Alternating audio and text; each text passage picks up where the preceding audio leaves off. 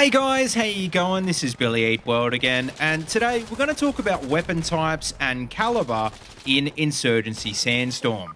And this is a pretty important topic because unlike in most shooters, there aren't set weapon categories in this game, and most importantly, the categories aren't unique to certain classes.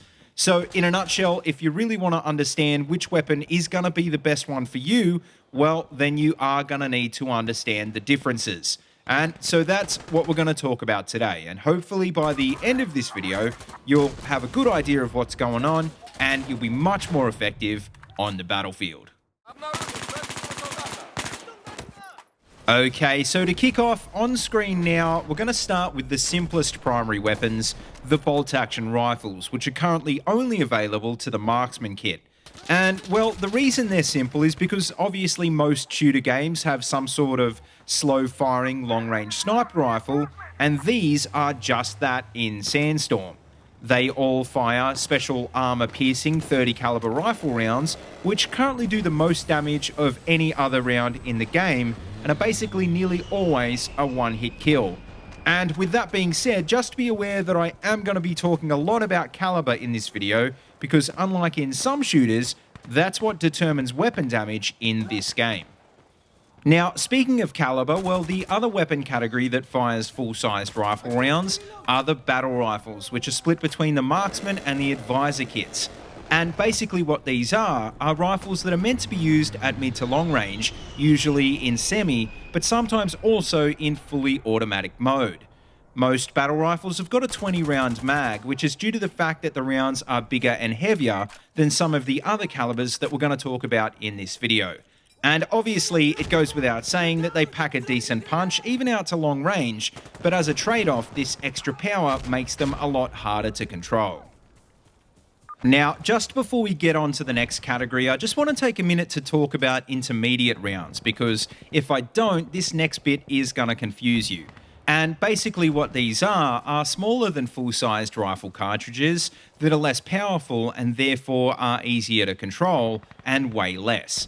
The original intermediate cartridges were basically just shorter and less powerful 30 caliber rounds, like the 7.62x39 round used in the SKS and the AKM.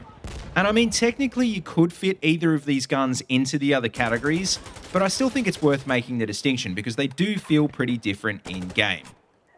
So now you understand the difference between full-sized and intermediate rounds, the next category I want to take a look at is the LMGs available to the gunner class, which is where things get really interesting because the PKM on the insurgent team and the M249 on the security team are both very different animals. The PKM fires a full-sized round, whereas the SAW fires an intermediate round, and that makes a huge difference to how these weapons perform in-game. Because even though the PKM does do a lot more damage per shot, the M249 has double the ammo capacity and fires faster, which leads to a very different playstyle.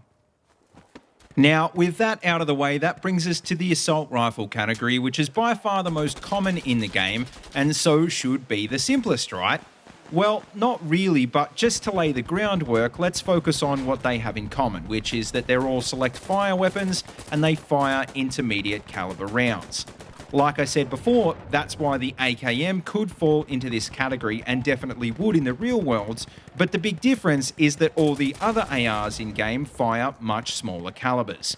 And so just like I mentioned before, this is going to allow for larger ammo capacities, faster fire rates and more control at the expense of stopping power.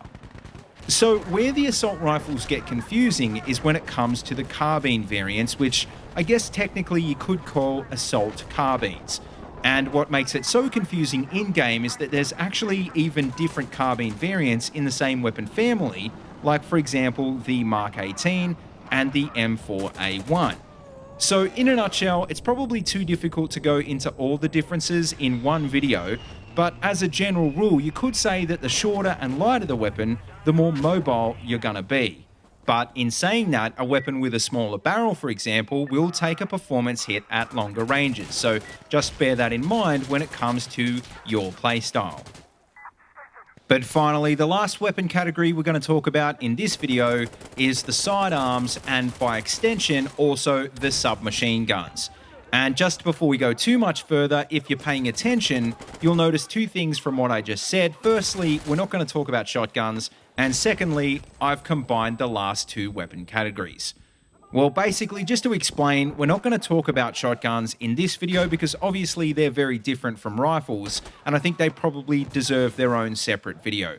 And secondly, as for combining the categories, well, the reason I've lumped the SMGs in with the pistols is because, like I'll explain, caliber is a big factor in weapon damage, and those two categories share similar calibers.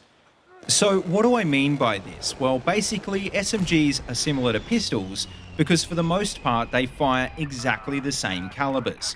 And just like with the rifle cartridges in-game, we've got more powerful pistol calibers like 45 ACP, as well as less powerful ones like 9mm. So basically, in a nutshell, if you want to work out the difference between the pistols, you can sort of apply the same kind of logic from before, in that bigger rounds means more stopping power but smaller capacity, and less control. And you can apply exactly the same logic to the SMGs, except that obviously they have a lot more rounds in the mag and they fire a hell of a lot faster, making them ideal for very close quarters engagements. But anyway, guys, I guess that just about wraps up this video, so make sure you let me know what you think in the comment section below. Also, let me know what your favorite weapon category is in the game, and let me know what weapons you'd like to see added in the future. As always, though, don't forget to like, comment, and subscribe, and please feel free to check out the links in the description if you want to see any more of these videos. And also, don't forget, you can also find my Twitter and Discord links down there as well if you want to keep in touch with me. And as always, until next time, see you later, and have a good one.